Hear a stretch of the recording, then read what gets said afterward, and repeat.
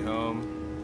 Depboys model, Depboys extraordinaire, the fucking coolest guy in the room, the guy who your boyfriend wants to be but he can't be. Shit, man. Weed is great. It's fucking great. That's all I can say. It's a daily ritual for most. It's a social connection for others, but I say for me, weed is life, man. I'm able to do so much, and especially as an artist, as a creative, I need to be in that higher frequency so that I can do what I do. Especially when I record. Smoking, everything comes so much faster, so much easier. I think that's because when you smoke, there's that buffer between you and reality, so it kind of just, at least for me, it makes things a little bit easier. And I'm just pushing out tracks, no problem. It's great. I love it. I love it so much.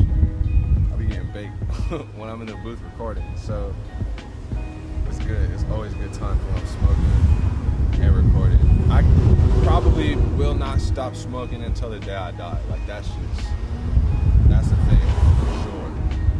And as long as I'm still making music, I'm still gonna be smoking. So, yeah. I think as an artist, it's a way for me to get away from, not necessarily the world, but get away from things that I'm feeling in the day and let that little bubble be my little happy place. A lot of other drugs, it's escapism involved. I think it's more relief. It's like you take Tylenol for a headache, you smoke weed for an anxious day or something like that. A lot of people have suffered from the classic opioid epidemic where doctors will prescribe you something. You think it's gonna help, but it's really doing more harm than good. I think this right here is the least of our worries, So my favorite strain would probably be a heavy indica, high THC that's natural, that's not infused with a lot of bullshit that your favorite companies right now are putting in your weed. Not to name names, but just a very natural, powerful indica. Have me eating good, have me sleeping good. I think the flavor profile and build, I'll say, of your weed, how it's coming to the consumer's mouth. Like with me, I think like very like citrus and fruit flavors are a favorite of mine. I love a good leaf, a good fronto, but I try to, as much as I can, smoke as clean as I can. So for today at least, joints are the way to go. I might switch up. I might switch up tomorrow, who knows. When I first started smoking weed, I was smoking sativa because it was like a sprightly, up in my head creative high, where indica back then, it was like, man, it would have you on the couch just dead. So now, now I smoke heavy indica. Indica is the way to go. Indica is the way to go. Because I'm trying to sleep, or I'm trying to eat good, or I'm trying to just chill for the night and watch a show. So indica. I would love to smoke with Pharrell Williams. Just get high with him. Because I feel like he's super cool. And he's not gonna be like a weirdo when he's faded. Shout out to the weirdos who get weird when they get faded. You know who you are. But yeah, Pharrell Williams, I think that would be super dope. And to just vibe with that man, because he's responsible for so much influence that people don't even realize. Pharrell's like a very nice, strong, solid go-to. Of course, there's Jay-Z, there's Kanye West. But I feel like right now, new music is like, man, you have the 2016 SoundCloud, bubble that happened with Playboi Carti, Lil Uzi, Trippie Redd, Young Lean, Wi-Fi's funeral, Suicide Boys, you name it. Like all these dudes were coming out of SoundCloud. Everybody's like, what's SoundCloud? And that spawned so much stuff. Here we are, 2020. Uzi's still doing good. Cardi's still doing good. Everybody's got children. Young Thug's responsible for so many dudes.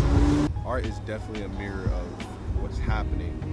A lot of the times you see and hear that life imitates art and vice versa, but it happens for a reason, you know? It's very true.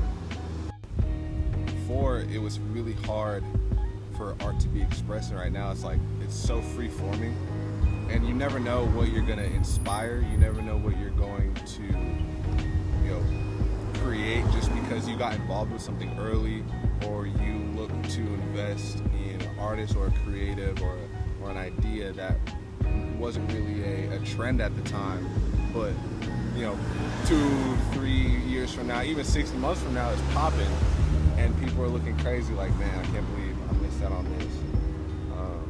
I think those are cool little moments between like brands and creators. I think we need to have more of that, if anything. So no bullshit, this just happened. I go to Pine Valley, Utah. We're smoking tree the whole way. It's all good, no stops, no funny business. We get to Pine Valley, Utah. Not only do we find a picture of a white child in blackface, but then we drop acid. And my mom calls. And I bullshit you not. She says, hey, on FaceTime, your grandma is about to take her off life support. And this is at the peak of my acid and like 4 shots of alcohol. I'm like, okay, what the fuck is going on? I have my friends outside partying. Then I'm like, hey guys, alright, this is happening. I'm high as a kite. I'm gonna just roll with it. So we deal with that.